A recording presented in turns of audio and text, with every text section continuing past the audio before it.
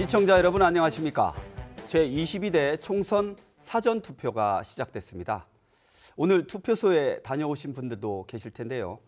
각 당 후보들도 첫날 투표에 참여하면서 지지층의 참여를 독려하고 나섰습니다. 오늘 생생토론에서는 민주주의를 위한 큰 걸음이 될 소중한 한 표의 의미와 총선 분위기를 정리해 보겠습니다. 나와주신 분 소개합니다. 대전시 선거관리위원회 유병학 홍보담당관 나오셨습니다. 네, 안녕하십니까. 네, 다음은 충남대 육동일 명예교수 자리하셨고요. 네, 반갑습니다. 네, 마지막으로 대전 참여연대 김정동 정책위원장과 함께하겠습니다. 안녕하십니까. 네, 준비된 영상 보신 뒤 본격적인 토론 이어가겠습니다.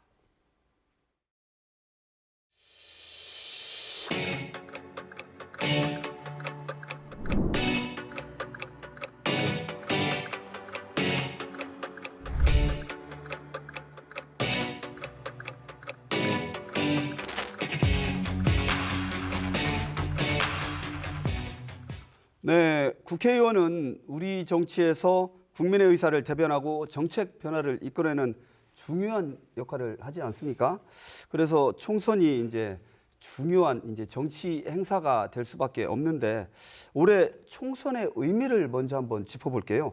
육동일 교수님 어떻게 의미를 좀 짚어보실 수 있을까요? 네, 이번 총선은 우리 대한민국의 미래 향방 그리고 우리 지역 발전의 그 계기를 만드는 대단히 중요한 선거입니다. 그렇죠. 잘 아시는 바와 같이 지금 세계적인 상황이 돌변하고 있습니다. 네. 뭐 저출산 고령화 문제, 기후 위기 문제, 또 국제 질서의 재편 문제, 또 4차 산업혁명도 시작되고 있고요. 그래서 이러한 미래 환경 변화에 우리 대한민국이 어떻게 슬기롭게 적응하느냐를 판단하는 그런 결정적인 그 선거가 되고요. 또 우리 지역 발전도 상당히 많은 지금 산적한 과제들이 있습니다. 그래서 이런 과제들을 해결하기 위한 정당과 후보들이 내놓은 공약이 과연 우리 유권자들에게 얼마만큼 다가설 수 있느냐 하는 문제를 이제 결정해서 심판하는 그런 선거이기 때문에 우리 미래에 굉장히 중요한 선거입니다. 네, 그렇죠. 그 학계에서는 이렇게 보시는데 우리 시민사회에서 보시는 의미는 조금 더 다를 수 있을 것 같아요. 뭔가 좀 더 현실적으로 좀 얘기를 드리면 말씀하신 대로 안 중요한 선거가 어디 있겠습니까? 그렇죠. 모든 선거는 다 중요하고 우리의 미래를 결정하는 시작이 될 수 있을 것 같은데요. 이번 선거 같은 경우에는 윤석열 정부가 출범하고 2년 지난 후에 선거잖아요. 보통 대선 가운데 있는 선거는 중간 평가다라는 표현을 많이 하잖아요. 딱 어떻게 보면 중간 지점이고요. 그리고 어떻게 보면 윤석열 정부의 비판을 받는 점 중에 하나가 그 야당과의 협치를 잘 안 한다 이런 부분이 좀 비판점이었는데요. 이번 총선 결과에 따라서 여소야대가 되느냐 야소여대가 되느냐에 따라서 지금의 국정기조를 그대로 가져갈 것인지 아니면 야당과의 협치를 억지로라도 좀 열심히 할 수밖에 없는 구조가 될 것인지 이걸 좀 가를 수 있을 것 같고요. 여기다 더해서 각 당의 여당과 야당, 제1야당과 여당의 대선 주자급들이 나왔잖아요. 네. 이번 선거 결과에 따라서 이후 대선 판도가 어떻게 될 것이냐에도 가름 지어질 것 같고요.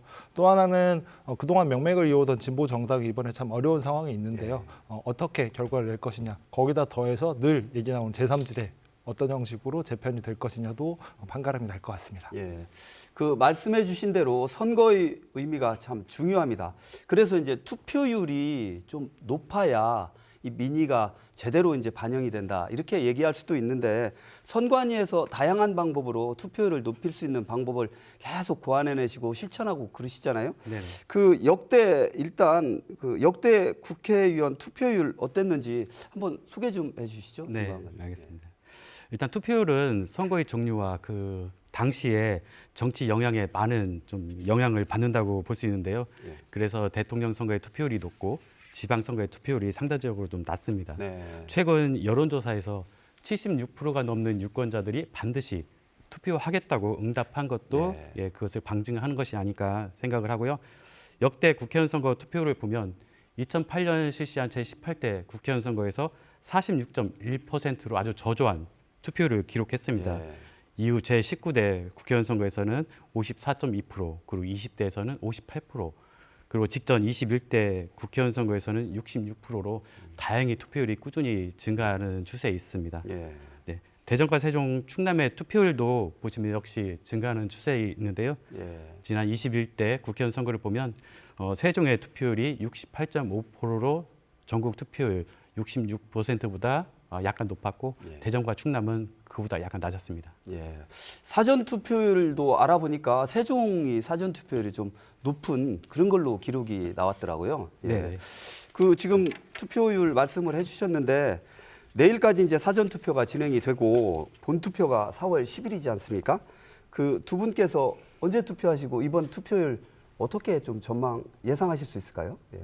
네, 뭐 저는 개인적으로 내일 투표할 예정이고요. 예. 지금 우리 이번 선거에서 이제 남은 유일한 변수가 투표율입니다. 예. 보통 이 총선은 한 60%대 투표율, 예. 또 대선은 한 70%대, 그리고 지방선거는 50%대 이렇게 보통 이렇게 이제 그동안 해왔는데요. 이번 총선은 제가 보기에는 투표율이 지난 66.2%였거든요. 네. 그거보다는 좀 높지 않을까 이런 생각이 듭니다. 네. 물론 이제 각 당마다 뭐 민주당의 경우에는 뭐 71.3%를 기대한다든지 70%까지. 예. 그런 뭐 나름대로 그 전략적인 측면에서 투표율의 기대가 다른데 보통 이제 지금 투표율의 역대 투표율을 보면은 20, 30대가 조금 저조하고요. 20, 30대가 대거 투표장에 등장했을 때 이제 여러 가지 심판론이 네. 크게 작용하는 경우가 있었고 60대 이상이 투표율이 상당히 높습니다. 예. 그렇기 때문에 집권 여당 입장에서는 아마 이 70대 이상의 투표율을 아마 상당히 독려하고 있고 예.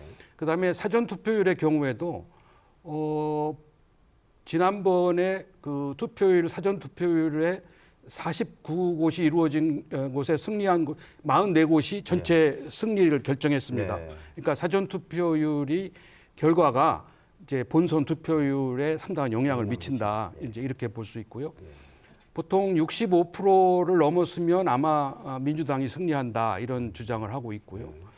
물론 이제 역대 선거가 다 그렇지는 않았습니다만 대체로 평균적으로 65%가 넘으면 야당이 유리하고 그다음에 55% 밑으로 떨어지면은 집권 여당이 유리하다. 이제 이런 판단인데 그것도 이제 지난 과거의 평균이고요. 그렇죠. 이번 선거는 뭐 상당히 이제 뭐 정권 심판이다, 안정론이다 이런 굉장히 큰 이슈가 충돌하고 있기 때문에 아마 유권자들의 관심을 굉장히 높여서 투표율이 상당히 높게 나타나지 않을까 이렇게 추측해 볼 수 있습니다. 예.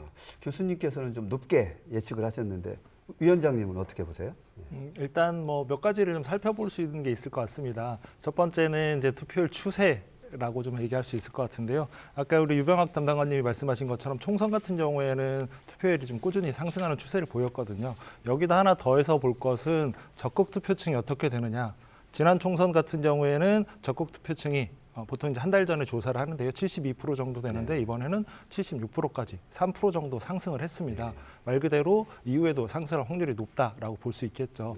좀 더 자세히 살펴보면 재미있는 것은 50대 이상은 투표하겠다는 적극 투표층이 늘었거든요. 근데 40대 이하는 줄었어요. 근데 여기서 하나 더 보면 50대 이상 이 인구 비율로 치면 50%가 더 넘습니다. 그럼 이런 것들을 종합해 보면 실질적으로 투표율은 상승할 수밖에 없지 않느냐라는 거는 좀 숫자로 좀 확인해 볼 수 있을 것 같고요. 또 하나는 우리 육 교수님께서도 말씀을 하셨지만 박빙인 지역이 얼마나 많이 되느냐. 실제로 박빙인 상황에서는 다양하게 인력들을 동원하고 총선 뭐 물론 늘 최선을 다하지만 더 집중할 수밖에 없기 때문에 투표율이 올라갈 수밖에 없고 여기다 지금 총선의 의미가 뭐냐. 각자 내가 왜 총선에 투표를 해야 되느냐라는 생각들이 있을 수 있는 거잖아요. 어떤 정책을 지지해서 아니면 무언가가 마음에 안 들어서 아니면 어디를 지지하고 싶어서 이런 다양한 것들이 뭉쳐져서 투표장에 나가게 되는데 이런 것들이 충분히 다 있다고 좀 보여지고요.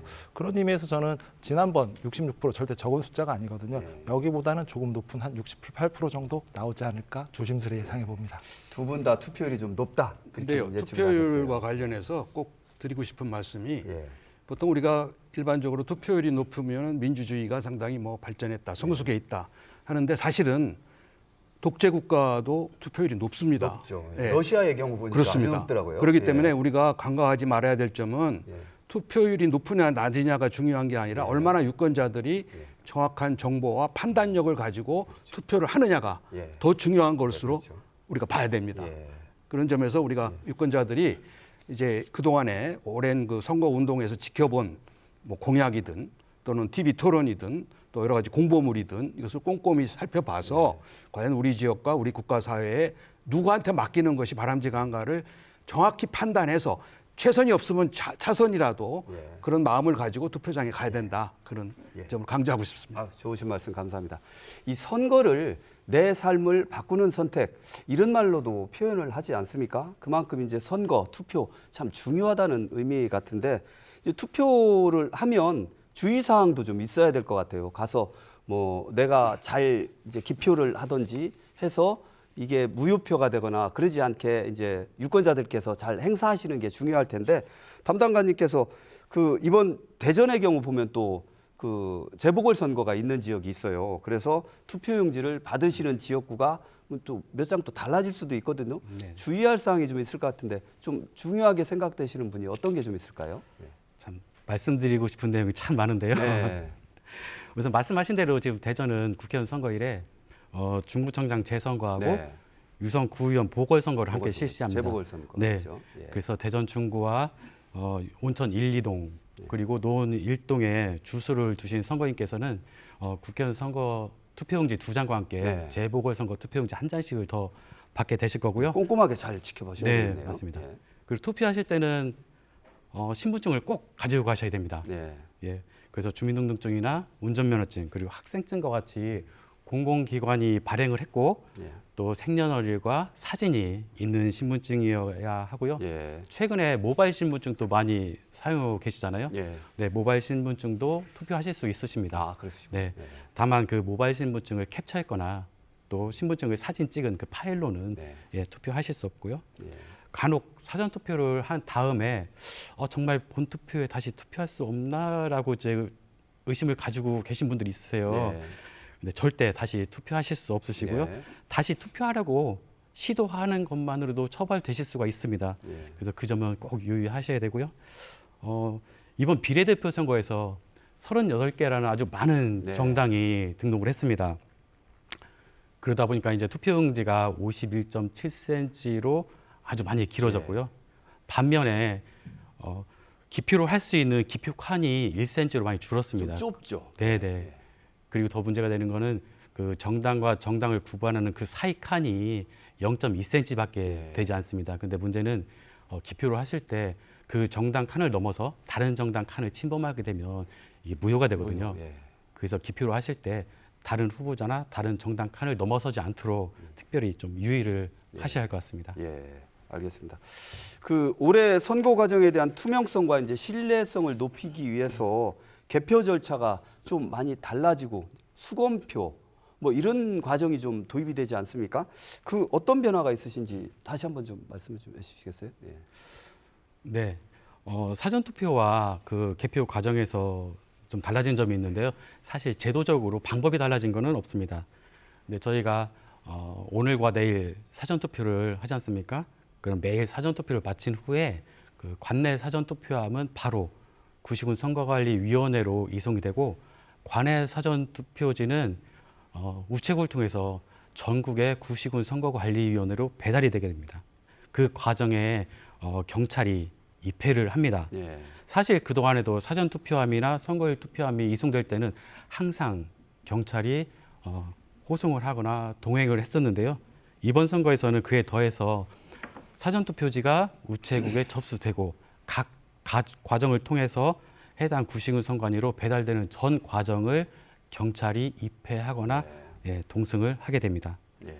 또 구시군 선관위가 보관하고 있는 사전 투표함과 우편 투표함 보관 영상을 국민들께서 항상 보실 수가 있는데요. 이제 그 전에는 구시군 선관위에서 근무 시간 중에 그 보관 영상을 보실 수가 있었습니다. 예.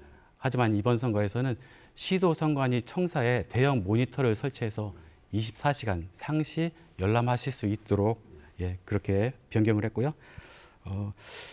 특히 중요하게 개표 과정에 네. 수검표 절차가 도입이 됐습니다. 기존에는 개표 사무원이 심사 개수기를 이용을 해서 투표지의 혼입 여부와 매수를 확인했는데요. 이번에는 개표 사무원이 전량 수작업으로 혼입 여부를 유관 심사를 하고 그 다음에 다시 심사 개수기를 이용해서 투표지의 혼입 여부와 매수를 확인하게 됩니다. 예. 그 아무래도 수검표가 도입이 되고 그러면 개표 절차가 좀 길어지는 상황이 발생을 하니까 결과가 나오는 게 좀 늦어질 수도 있다.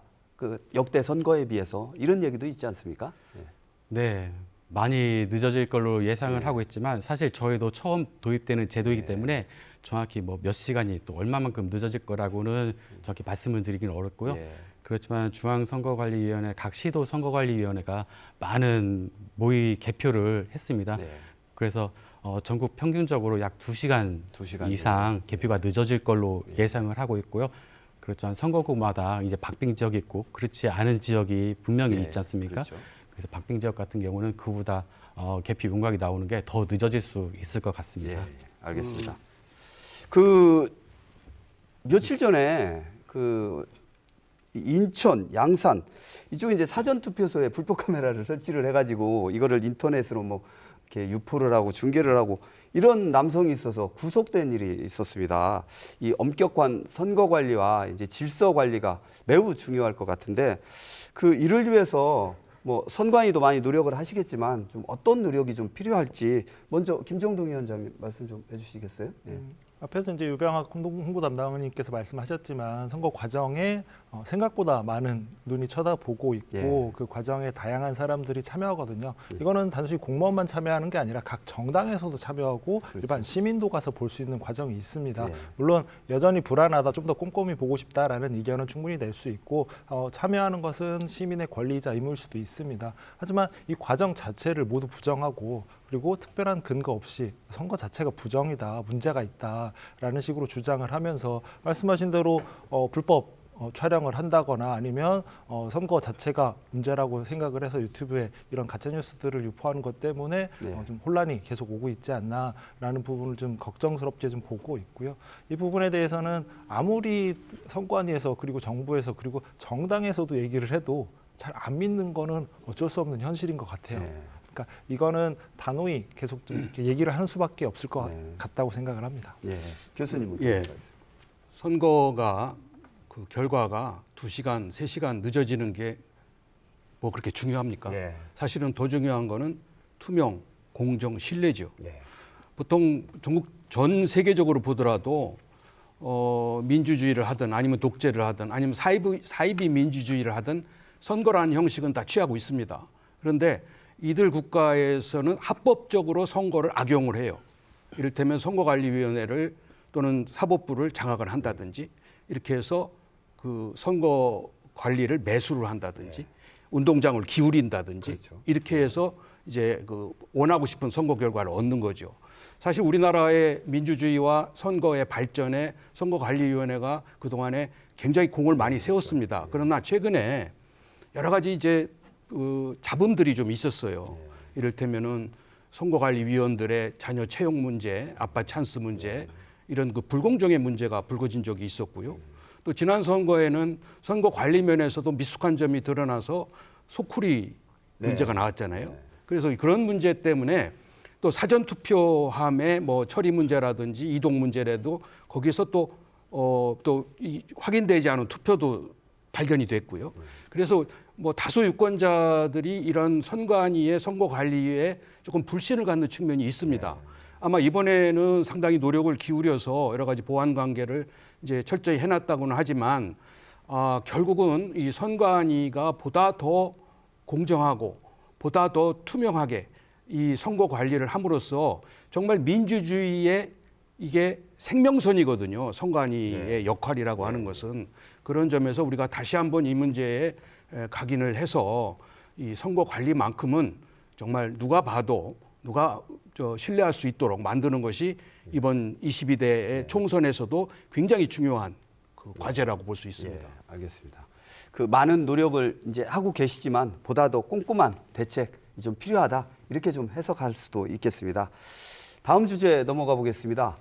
이번 총선이 선거구에 따라 치열한 접전이 예상되는 곳이 많습니다. 각 당에서 이제 해석을 달리 하고 있지만 예측 불허의 승부가 펼쳐질 곳이 많을 것으로 예상이 되는데 그만큼 표심에 영향을 주는 부분도 많이 있습니다. 뭐 공천 파장이라든지 의료 증원 이슈, 그 의사 증원이죠. 막말 논란.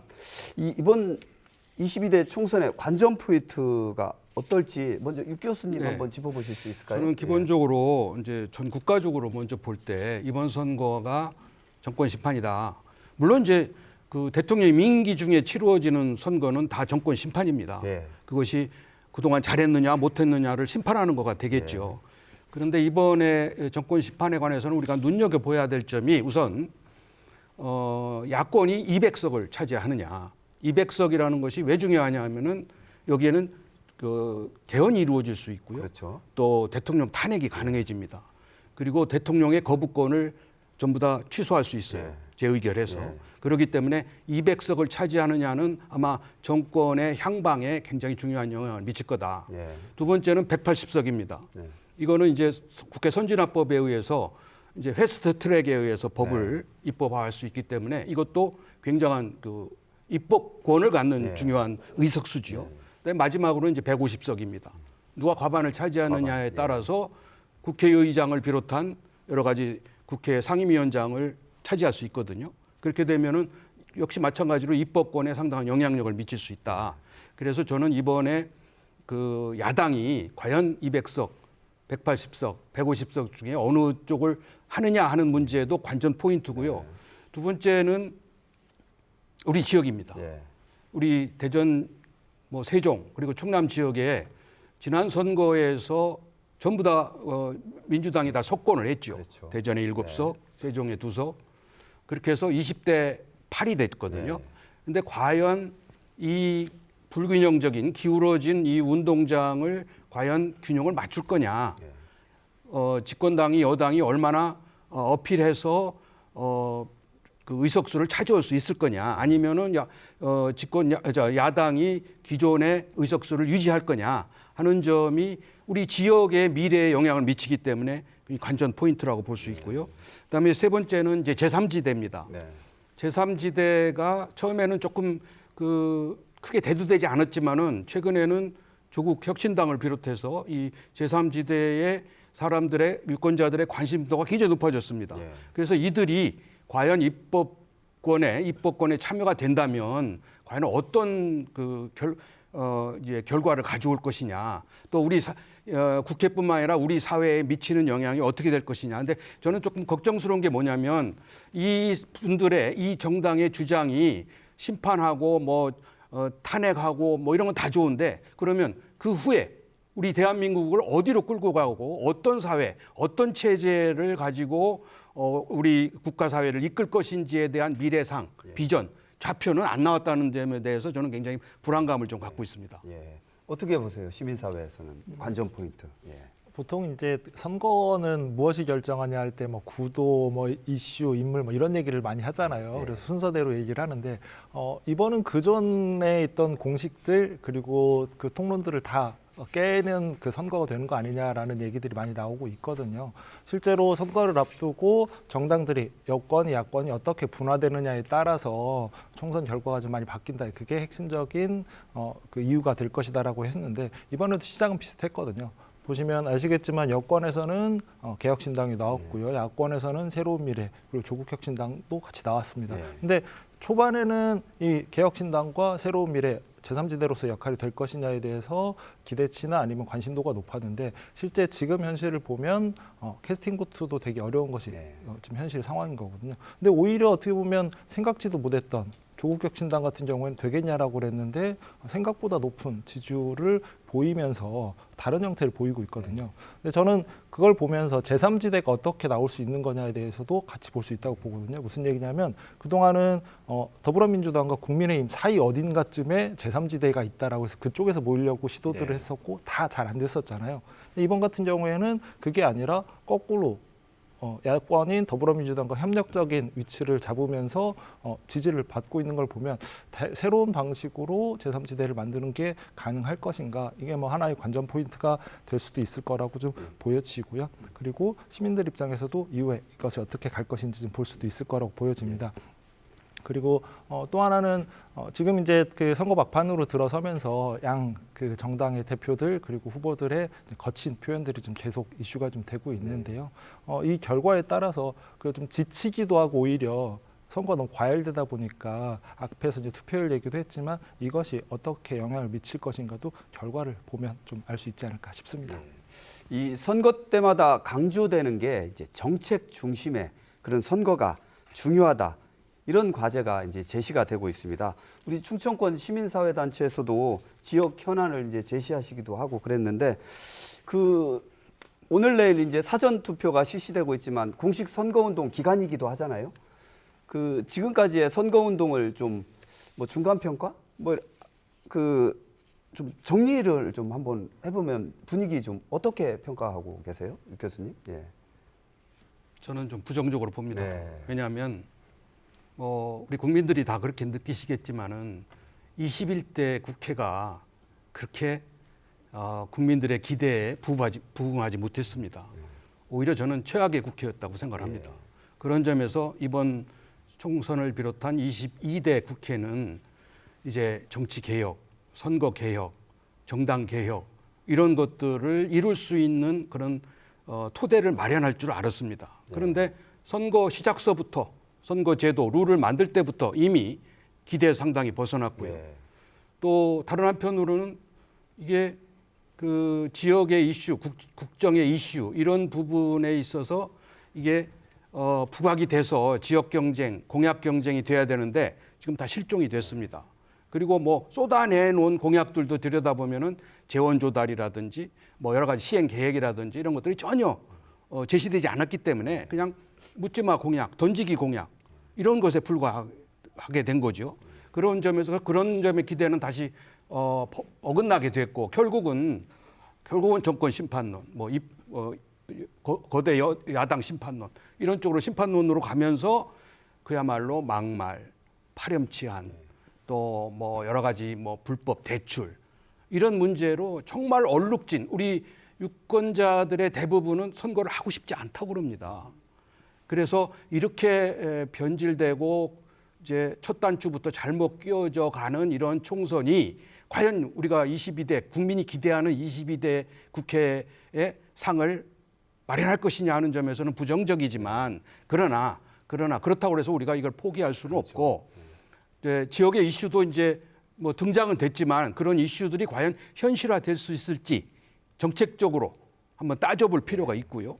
또 나아가서 우리 그 집권 여당도 승리를 하든 않든 이 국민이 요구하는 것이 국정 운영의 전면 개편입니다. 그래서 선거 후에는 집권 여당은 국정 운영의 틀과 운영 방식을 전면 개편해야 되고 야당도 그야말로 심판을 한 이후에 국가사회를 어떤 체제로 가야 될지에 대한 미래에 대한 청사진을 우리 국민들에게 제시할 필요가 있다. 저는 그렇게 정리하고 있습니다. 네, 알겠습니다. 그 시민사회에서 보시기에 지금까지의 선거운동 좀 평가해 보신다면 어떻게 좀 말씀하실 수 있을까요? 네. 국동일 교수님께서 비판하신 부분에 많은 부분 동감을 하고요. 예. 그럼 과연 정책이 없냐를 보면 그런 건 또 아니거든요. 그렇죠. 실제 그 선거관리위원회 각 정당들은 본인들의 주요 정책, 보통 10대 공약이라고 해서 정책들을 등록을 하게 돼 있습니다. 네. 그래서 홈페이지 가면 다 보실 수 있거든요. 잘 정리가 돼 있어요. 그리고 겹치는 부분도 많아요. 아, 이게 지금 우리 시대의 화두구나, 우리가 해결해야 될 문제구나. 뭐 예를 들면 기후위기, 돌봄, 뭐 저출생 뭐 등등해서 그 각 정당들의 공약들이 여기 관련된 게 다 있습니다. 그렇죠. 방법의 차이는 있죠, 물론. 겹치는 부분도 많고요. 근데 그럼 이것들에 대해서 충분히 논의를 하고 있느냐 하면 그렇진 않거든요. 실제 집에 날라온 공보물만 봤을 때 후보를 가리고 공약만 보면 솔직히 구분하기 어려운 게 현실이거든요. 그만큼 차별화가 안 되고 있는 것도 현실이라는 부분이고요. 교수님께서 지적하셨듯이 그냥 그 무조건 개발 공약. 실제 그 경실련에서 좀 파악한 걸로 보면 16%만 전체 공약 중에 16%만 재정 계획이 있고 84%는 재정을 어떻게 조달하겠다 이 내용 자체가 없습니다. 근데 16%만 해도 실제 550조 정도가 된다고 하거든요. 물론 1년에 다 할 수 있는 건 아니지만 그렇죠. 나머지 84% 하면 그럼 이거 다 무슨 돈으로 할 거냐. 정말 무작정 일단 던지고 본다라는 식의 공약이 나온 게 좀 문제라고 보고요.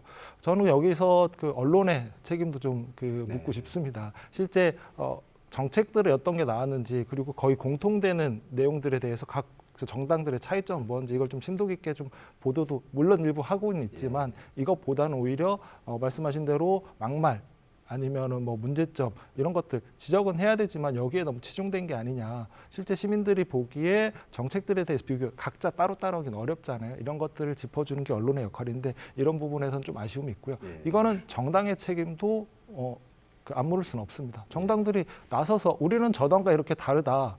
비슷한 공약이지만 우리가 왜 이런 걸 할 수 있는지에 대해서 적극적으로 어필을 해야 되는데 그게 아니라 저쪽보다 저쪽이 더 나빠요. 우리가 더 착한 사람이에요. 이런 것에 집중하는 형태의 선거운동 때문에 시민들이 보기에 눈살도 찌푸리고 이걸 투표를 해야 되는 거냐는 고민이 생긴다고 생각을 합니다. 제가 간단하게 두 가지만 첨언하고 싶은데요. 네, 말씀해 주시죠. 제가 기대했던 이번에 공약은 정당하고 우리 후보들이 빠져 있는 것이 중요한 것이 뭐냐면 국회의원 특권 폐지 문제입니다. 네. 지금 우리 국회의 국회의원 개혁의 가장 핵심은 특권 폐지 문제입니다.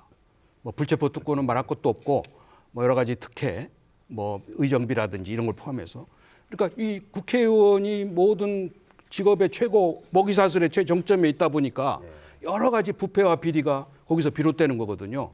그런 점에서 우리 국회 개혁, 정당 개혁을 위해서는 국회의원의 특권을 우리 당은 어떻게 폐지하겠다는 공약이 나왔어야 되는데 그 점이 안 나왔다는 게 아쉽고요. 두 번째는 정치 신인의 육성 문제입니다. 지금 우리 정치 신인이 부족하다고 하지 않습니까? 이번에도. 네. 결국 정치 신인을 어떻게 찾느냐 하면 기존에 있는 어떤 스타성, 스포츠 스타, 뭐 연예인 스타 이런 스타를 가지고 불러다가 일회용으로 써먹으려고 하는 정치 신인. 이거는 안 됩니다. 정당에서 체계적으로 집중적으로 어렸을 때부터 정치인을 육성을 해서 이들을 상품으로 내놓는 그러한 시스템이 마련이 돼야 됩니다. 그래서 이런 그 정당이 이것을 공약으로 내세웠어야 되는데 이번에도 이런 것이 빠져 있다는 점에 대해서 저는 앞으로 큰 기대를 하기 어렵지 않나 이 두 문제에 관해서는 그런 생각이 들었습니다. 유 교수님께서 아쉬운 부분을 잘 지적해 주신 것 같습니다. 이 아직 유권자들께서 이 어떤 후보가 어떤 정책을 내놓고 있는지 자세하게 모르시는 부분들도 있으실 것 같아요. 이걸 좀 찾아보고 좀 꼼꼼하게 좀 짚어볼 필요가 있을 때 어떻게 해야 되는지 우리 선관위 차원에서 그런 아까 위원장님 뭐 공부물 말씀도 해주셨지만 저도 받아보니까 좀 많고 사람도 많고 글자도 작고 참 눈에 잘 안 들어와요. 좀 어떻게 좋은 방법이 있을까요? 네, 제가 드리고 싶은 말씀을 김정동 정책위원장이 예. 아주 자세히 설명을 해주셔가지고 다시 좀 한번 마음이 좀 가볍습니다. 강조 좀 해주세요. 예. 많은 언론이 정당과 그 후보자들의 정책과 공약을 뉴스를 통해서 아주 많이 소개하고 있습니다. 그래서 그 뉴스들을 참고하셔도 좋을 것 같고요. 또 지난 31일까지 그 정당과 후보자들이 제출한 공약을 각 세대에 발송했습니다. 그래서 선거 공보에 정당과 후보자의 정책이나 공약이 있다는 것은 다 잘 아실 것 같고요. 또 어제까지 진행한 후보자 토론회도 많이들 시청하셨을 거라고 생각을 합니다. 거기에 대해서 중앙선관위 홈페이지에 정책 공약마당에 가시면 선거에 참여한 정당의 10대 정책과 그리고 후보자의 주요 공약 그리고 선거 공보를 함께 보실 수가 있습니다. 정당의 정책과 후보자의 공약을 확인하실 수 있는 다양한 방법들이 있습니다. 그래서 투표소에 가시기 전에 한 번쯤 다시 정책과 공약을 확인해 주시면 감사하겠습니다. 예, 잘 알겠습니다. 이 선거를 앞두고 가짜 뉴스나 딥페이크 등을 이용한 허위 조작 정보에 대한 주의도 이제 필요할 것 같습니다. 요즘 인터넷, SNS 너무 발달을 하다 보니까 그리고 AI 기술이 발달을 하다 보니까 거기에 따른 이제 부작용 같아요. 그 만약에 그런 위반 사례가 이제 적발이 된다. 그러면 우리는 어떤 조치가 있죠? 네, 인공지능 기술의 발달이 그 선거에도 많은 영향을 네. 미치고 있는데요. 근데 불행히도 그 방향이 긍정적이지만은 않은 것 같습니다. 그래서 지난해 공직선거법을 개정하면서 딥페이크 관련한 규정을 네. 신설을 했습니다. 선거일 전 90일부터는 선거운동에 딥페이크 영상을 이용할 수 없고요. 네. 그 전에 딥페이크 영상을 선거운동에 이용하려는 경우에는 인공지능 기술을 이용한 영상이라는 가상 정보라는 사실을 딥페이크 영상에 표시를 해야 합니다. 네. 다만 이를 위반했을 경우에는 1천만 원 이하의 과태료나 네. 7년 이하의 징역 또는 1천만 원 이상 5천만 원 이하의 벌금에 처해질 수 있습니다. 4월 2일 현재 선관위는 위반 게시물 327건을 적발해서 네. 고발 또는 삭제 조치를 했습니다. 네. 그래서 이에 대한 유권자의 특별한 주의가 필요하겠습니다. 이 유권자들께서 참 조심하셔야 되고 주의를 하셔야 될 부분이 중요한데 만약에 유권자들께서 이런 가짜 뉴스를 이제 접하신다 이런 정보가 또 있다 그럼 좀 대응할 수 있는 것도 중요할 것 같아요. 우리 위원장이 어떻게 대응을 좀 하는 게 현명할까요? 일단 정확히 확인을 할 필요가 있잖아요. 네. 그러면 평소부터 내가 정보를 어떤 식으로 받아들이냐를 좀 잘 정리를 해놔야 될 것 네. 같습니다. 요즘 같은 경우 막 메신저로 유튜브 링크 많이 보내시는 경우 있을 그렇죠. 거예요. 특히 네. 이제 부모님 세대나 친인척이나 네. 해서 오는데 제목만 봐도 막 놀랄 정도의 이상한 뉴스들이 많이 있잖아요. 근데 가끔 그런 분이 있거든요. 나는 이제 뉴스는 유튜브만 봐. 네. 공식 언론사 유튜브가 아니라 일반 이제 시사 유튜버나 이런 것만 본다라는 분들이 있거든요. 네. 실제 볼 수는 있습니다. 근데 그것만 보는 건 정말 위험하다고 생각을 하거든요. 기존 언론에 대해서 신뢰도가 좀 떨어져서 실망해서 그런 부분이 있을 수 있지만 이런 가짜 뉴스에 속지 않기 위해서는 기본적으로 기존 언론들, 그러니까 기본적으로 저널리즘의 입각에서 좀 심심하고 내 입맛에는 안 맞을 수는 있지만 보수, 진보 양쪽의 언론들에 대해서도 일상적으로 좀 보는 것도 필요하고 거기다 더해서 자기가 좋아하는 자기 정치 성향에 맞는 유튜브로 뭐가 문제가 되겠습니까? 근데 한쪽에 확증 편향에만 가득한 뉴스만 보다 보면 금방 넘어갈 확률이 높다는 거죠. 그런 부분은 분명히 좀 주의할 필요는 있을 것 같고요. 여기다 좀 하나를 더 붙이자면 가짜 뉴스나 딥페이크는 분명히 우리가 막아야 되고 주의를 해야 되지만 의혹 제기까지 그리고 풍자까지 입을 틀어막는 거는 좀 유의해야 된다고 보거든요. 표현의 자유는 그렇죠. 일정 정도 표현의 자유는 당연히 필요한데 실제 이번에도 좀 문제가 됐었던 것이 풍자 영상도 딥페이크가 아님에도 불구하고 딥페이크라고 얘기를 하면서 검찰이나 경찰을 동원하는 이런 거는 표현의 자유, 민주주의를 위협할 수도 있는 것이라는 부분은 분명히 짚고 넘어가야 될 것 같습니다. 학교에서도 이런 연구를 많이 하시잖아요. 물론이죠. 네. 물론 지금 소위 탈진실 반지성의 시대라고 하지 않습니까? 그러니까 지금 가짜 뉴스, 음모론, 진영론에 매몰돼 가지고 네. 이제 진실을 외면하거나 진실을 이제 왜곡하는 거죠. 그런데 이 선거에 관해서 이 문제는 유권자에게만 맡겨서 판단하도록 할 수는 없습니다. 네. 유권자들은 지금 온갖 정보에 노출되어 있기 때문에 어떤 기준에 의해서 판단할지 이게 사실인지 아닌지를 알 수가 없습니다. 그래서 이 문제는 결국은 언론, 사법부, 선관위가 해결해 줘야 될 문제입니다. 법적인 선에서 어떤 부분이 이게 불법인지 이것을 철저하게 가려서 심판해야 되고요. 또 선관위에서는 이 문제를 적절히 이게 선거법에 위반된다든지 하면 고발 조치를 해서 처리를 해야 되고요. 또 언론도 저는 언론도 부탁드리고 싶은 말씀이 뭐냐면 저도 후보 토론회 방송을 봤습니다. 근데 너무 공정성에만 치우치다 보니까 이게 시간 관계, 시간 몇 초만 기계적으로 하다 보니까 우리 유권자들이 별 관심과 재미가 없어요. 그리고 듣고 싶은 얘기는 못 듣습니다. 얘기하다 자르고 뭐 하니까. 그런 점에서 이제 이것도 이제 언론의 새로운 어떤 후보 방송의 이제 테크닉이 필요하겠죠. 그런 부분도 개발이 되고 그래서 물론 이 문제는 우리나라뿐만 아니라 전 세계가 겪고 있는 문제입니다. 미국도 그렇고요. 그래서 이 문제, 가짜뉴스 문제, 그리고 확증 편향 현상, 이 문제를 우리가 교육적으로든지 치유하지 않으면 선거는 왜곡되거나 또 선거를 가장한 사이비 민주주의가 판칠 수밖에 없습니다. 그래서 우리가 제도적으로, 의식적으로, 문화적으로 철저하게 준비하는 그런 노력이 필요하다고 볼 수 있습니다. 알겠습니다. 이 총선 투표율을 높이는 방안이 참 중요할 것 같습니다. 선관위에서 여러 가지 방안을 많이 강구하시잖아요. 대전의 경우에 우리 지역 유명 빵집에 어떤 제품을 만들어서 그런 것도 많이 이제 홍보를 하시는 걸로 제가 들었는데 어떤 점을 많이 노력하고 신경을 쓰시는지 말씀해 주시죠. 네, 선거관리위원회는 투표율을 높이기 위해서 선거권 행사의 보장 그리고 선거에 대한 관심 크게 두 가지 틀에서 노력을 하고 있습니다. 먼저 선거권 행사의 보장을 위해서 기업과 사용단체에 투표 시간 보장 안내를 네. 하고 있고요. 그리고 또 교통이 불편한 지역에 거주하시는 선거인 그리고 거동이 불편한 선거인께는 교통 편의를 또 네. 제공하고 있습니다. 예. 그리고 거동이 불편한 선거인도 어려움 없이 투표에 참여할 수 있도록 하기 위해서 투표소를 1층이거나 또 승강기가 있는 곳에 접근 가능. 그렇죠. 있도록. 네, 네. 설치를 하고 있고 각 투표소에 휠체어 이동 통로를 또 확보하고 있습니다. 또한 선거에 대한 유권자의 관심을 유도하기 위해서 중앙선관위가 선거사진 공모전을 현재 진행하고 있고요.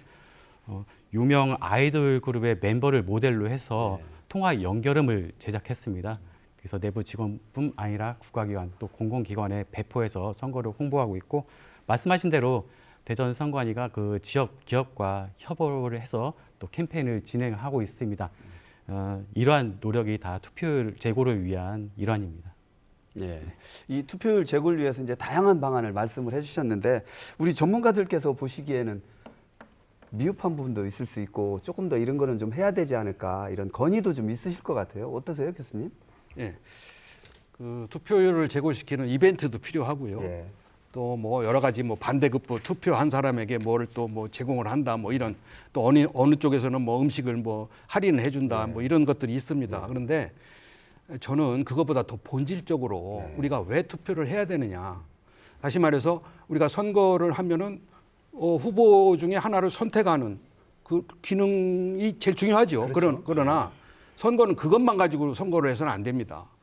선거는 몇 가지 필수적인 기능을 수행해 줘야 돼요. 대표 선출의 기능 외에 두 번째는 정치에 대한 관심과 참여의 증대입니다. 지역에 어떤 이슈가 중요한 건지 또 지역에 무슨 문제를 해결해야 되는지 이런 것에 대해서 관심을 가져야 돼서 그런 게 정치 발전이 이루어지는 거고요. 세 번째는 그 주민 화합과 통합입니다. 우리 선거는 분열과 갈등이 불가피하지만 선거 후에는 반드시 화합과 통합을 이뤄내야 돼요. 그렇지 않으면 선거가 정말 부작용이 커집니다. 그래서 그런 노력이 필요한 거고요. 그리고 저는 강조하고 싶은 게 뭐냐면 선거는요. 후보자를 그 직에 맞게끔 능력을 키워주는 기능을 수행해 줘야 됩니다. 다시 말해서 선거가 이렇게 토론을 하고 또 공약을 개발하고 또 유권자들과 접촉하면서 그 국회의원직에 맞는 사람으로 성장을 해야 되는 거거든요. 근데 그걸 못하고 있습니다. 우리는. 괜찮은 사람도 선거에 나가면 이상하게 변질이 되고 뭐 막말을 하고 그래서 그거는 대단히 잘못된 거죠. 그래서 그런 것을 지켜보는 유권자들이 투표에 대해서 망설이게 되는 겁니다. 그래서 저는 이벤트도 중요하지만 우리가 왜 투표를 해야 되고 왜 중요한지에 대한 그러한 교육, 그러한 부분에 대한 공감대 형성 이것이 전제돼야 된다. 저는 그렇게 생각합니다. 선거가 어떤 축제의 장이 돼야 된다. 이런 말씀으로도 이해할 수 있을 것 같습니다. 우리 시민사회에서는 어떻게 좀 말씀하실 수 있을까요? 투표에 참여하기 어려운 이유 중에 하나가 그동안 누군지 잘 모르는 사람이 나와서 이게 잘 될지 잘 모르겠는 얘기를 짧은 시간 동안 하다 보니 정말 잘 몰라서 참여하기 어려운 것도 있거든요.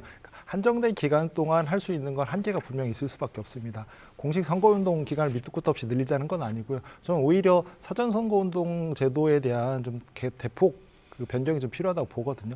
돈을 쓰지 않는다면 적어도 누구라도 내가 이후 선거에 출마할 것이고 그리고 난 이런 정책을 같이 할 것이다. 그리고 그걸 시민들과 얘기하는 과정을 언제든 만들어갈 수 있도록 그게 교수님이 말씀하신 민주주의 정치 발전의 장, 교육의 장이 될 수 있거든요. 그런 것들을 일상적으로 하다가 2주라는 시간 동안 그걸 모아서 하는 그런 과정이 이루어지면 우리가 그동안 같이 얘기하고 그리고 그동안 나와 같이 얘기했던 사람이 나와서 이걸 해보겠다고 하는 거구나. 그럼 나도 참여를 해봐야지. 이게 같이 연결이 될 수 있다고 보거든요. 물론 그 과정에서는 당연히 돈을 쓰지 않고 할 수 있도록 이런 부분을 좀 폭넓게 열어준다면 장기적으로는 민주주의 교육 그리고 정치에 대한 교육 그리고 선거에 대한 투표율 그 상승까지도 이어질 수 있지 않을까 생각합니다. 그 안타까운 일이지만 이제 선거운동 기간 전에 여야 정치인을 막론하고 피습을 당하는 이런 안타까운 일이 일어났지 않습니까? 그리고 뭐 요즘에 선거 기간에 이제 선거 벽표를 훼손한다든지 뭐 이제 현수막을 훼손한다든지 이런 좀 우려스러운 일이 좀 발생을 하고 있어요. 그 혐오 정치라고 이제 얘기를 하는데 좀 자성이 좀 필요할 것 같습니다. 이에 대한 견해를 좀 한번 밝혀보시는 것도 좋을 것 같아요. 육 교수님, 이 혐오 정치를 좀 막을 수 있는, 근절할 수 있는 좀 어떤 방안이 좀 있을까요? 그게 이제 우리 사회 전반이 갖고 있는 문제인데요. 양극화되어 있는 정당, 양대 정당에 의해서 이제 그동안의 정당 정치가 운영되어 보니까 또 그 양당을 중심으로 해서 선거 지상주의, 네. 그러니까 선거에 이긴 정당이 모든 걸 갖는다. 위너 테이크 올 소사이티. 네. 이런 그 선거의 그런 기능으로 인해서 우리 사회가 이렇게 지금 극단적으로 치닫으면서 증오의 정치, 분열의 정치, 저주의 정치를 하고 있습니다. 한간에는 제3지대, 제3의 정당이 나와서 이 문제를 이제 중재하고 타협과 협의를 이루어낸다고 하지만 지금 나와 있는 제3의 정당은 더 양극화로 치닫고 있는 상황입니다. 그렇기 때문에 이런 문제를 과연 해결해낼 수 있을까 이렇게 생각하는데 저는 우선 우리 정당이나 우리 정치인이 남을 저주하고 증오하기 전에 자기 반성, 자기 성찰이 중요합니다. 뭐 대통령이나 누가 나서서 뭐 이런 정부는 못 봤다. 자기 정부, 자기 정권에 대한 자기 비판, 자기 성찰이 먼저 되고 겸손과 절제를 가져야 정치가 발전하는 것이지 남을 탓해서 남을 증오해서 거기에 편승하려고 하는 정치는 모르겠습니다. 일부 선동은 가능하겠지 모르지만 대한민국의 정치 발전과 민주주의를 정착시키는 데는 전혀 도움이 되지 않는다고 생각합니다. 그런 점에서 저는 이 부분에 대해서는 유권자들이 정확하게 지켜보시고 그러한 근본적인 문제를 해결하지 않는 증오와 저주에 우리가 놀아나지 않고 우리 주권자로서의 우리가 대접을 받을 수 있는 그러한 판단과 선택 이것이 중요하다고 저는 생각합니다. 알겠습니다.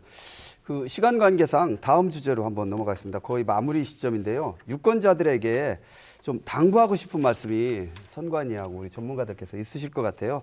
우선 저 홍보담당관님 유권자들에게 당부하고 싶은 말씀 짧게 한 30초 정도로 부탁드리겠습니다. 네, 알겠습니다. 최근 사전투표소에서 설치된 불법 카메라로 국민들이 많은 걱정을 하고 계실 걸로 알고 있습니다. 선거관리위원회는 경찰 또 지방자치단체와 협력해서 모든 사전투표소와 선거일 투표소 그리고 개표소에 대한 점검을 실시하고 있고 또 선거가 끝날 때까지 계속 점검할 예정입니다. 그러니 안심하시고 내일 남은 사전투표 그리고 선거일 투표에 꼭 참여해 주시기 바랍니다. 육 교수님도 짧게 유권자들에게 당부하고 싶은 말씀 부탁드립니다. 그 유명한 사회철학자인 장자크 루소는 이런 말을 했어요. 선거 때만 우리 유권자들이 주인 노릇을 하고 선거 후에는 바로 노예로 돌아간다. 그렇게 본다면 우리가 주인이 되는 날도 얼마 안 남았습니다. 10일까지죠. 그러니까 하여튼 어떻게 해서든지 사회가 정치가 못마땅하고 뭐 정당이 못마땅해도 투표에 참여해서 우리가 심판을 내려서 주인 역할을 해야만 정치가 달라지고 개혁이 이루어질 수 있다. 그래서 가급적 모두 투표에 참여했으면 좋겠습니다. 김정동 위원장도 30초 정도로 짧게 부탁드립니다. 우리가 인터넷 쇼핑몰에서 쇼핑할 때도 뭐 후기나 정보나 엄청 꼼꼼하게 잘 찾아보잖아요. 근데 우리가 정치인을 선택하는 것, 우리의 대표를 선택하는 건 그거보다 훨씬 더 중요한 일일 수밖에 없습니다. 정보는 충분히 많이 있습니다. 공보물도 있고 선관위 홈페이지 가시면 각 정당을 비교할 수도 있으니까요. 정보를 충분히 찾아보시길 간곡히 부탁드리고요. 더불어 선거는 민주주의 축제라고 얘기합니다. 일반적으로 축제는 그냥 구경하는 것보다는 참여하는 게 훨씬 즐거우니 이번 선거에도 꼭 참여하시길 부탁드리겠습니다. 네, 알겠습니다. 중앙선거관리위원회에 따르면 22대 총선 재외선거 투표율이 62.8%로 역대 최고치를 기록했습니다. 이 열기가 내일 사전투표와 4월 10일 본투표까지 이어질지 지켜봐야겠습니다. 생생토론 여기서 마치겠습니다. 준비한 세 분 수고하셨고요. 시청해주신 여러분 고맙습니다.